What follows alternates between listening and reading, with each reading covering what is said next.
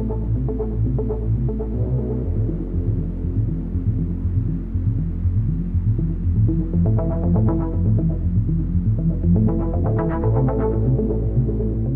राती दिवचलच्या मुस्लिम वाड्याचेर मशिदी सामकार लोकवस्तीत आंब्याचे व्हडले झाड कोसळ्ळे. झाडा पोंदा पार्क केल्ली कार आनी जीप मेळून 2 मोटारगाडयो चिड्डून तांची मोडतोड जाली. वायरी तुटून लायटीचो एक खांबोय मोडलो. झाड पडले ते वेळार वाठारांत कोणूच नाशिल्ल्यान व्हडलो अनर्थ टळ्ळो. झाड पडिल्ल्यान कुशीकच्या एका रुमाची कांय प्रमाणात मोडतोड जाली. हे घडणुकेत 2 लाखां परस चड रुपयांचें लुकसाण जाल्ल्याचो अदमास आसा. दिवचलच्या उजो पालोवपी दळाक कळटकीच दळाच्या जवानांनी घडणूक थळार वचून मजत कार्य केले.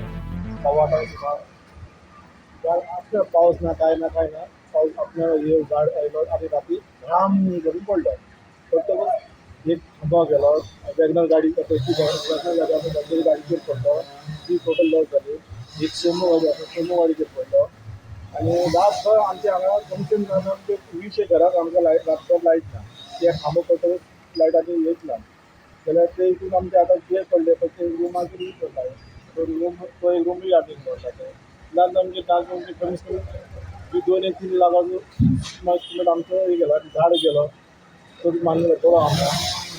आनी लास्ट लोकांनी आमकां खूब सपोर्ट केलो. लास्ट झाडाक लागून लायट गेली हे गेली तरी पण आमी इलेक्ट्रीक डिपार्टमेंटाक हाडून गाडी काडून पयलें काम करून घेता. तेंच्यांनी आमची येवन खूब कॉपरेट केला त्याच्या आतां रातच्यान फायर ब्रिगेड तेंच्यांनी बी येवन राती आमकां काडून केलो. आतां सकाळी येवन आतां खूब करून तो सकाळी येवन सपोर्ट चालू आसा. आतां लायटवाल्यांनी आमचे हाडून आतां खांबो बी घालतलो. पण आतां म्हाका दिसता 1-2 पर्यंत लायट बी येतली. मला आमचो कॉल येयले राती तशेंच आमी हांगासर येवन पळयलें जाल्यार 2 आंब्याचे झाड हे 2 गाडयांचेर पडलेले आनी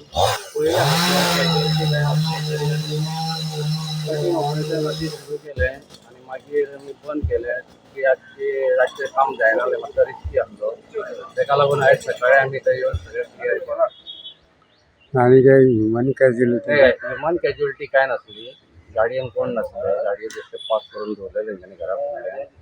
त्या गाडयांचे एक वॅगनार आनी एक सुमो जे ते पडले. डॅमेज झालं. एक ताटली वॅगनार आसा ती चड डॅमेज जाली. सुमो व्हडलें चड डॅमेज जावन आणि एक लायटीचो खांबो पडलो. एक लायटीचो खांबो आनी वायरय पडल्या कारणान अचानक पडलो तो आपरुटेड जावन. दिसता तो खूब ओल्ड आहा मो आपरुटेड जावन पडलो. हे मुस्लिम वाड्यार ऑपोजीट टू मस्जिद मुस्लिम वाडा भितर. गोमंतक टीव्ही खातीर दिवचलच्यान रिपोर्टर तुकाराम सावंत.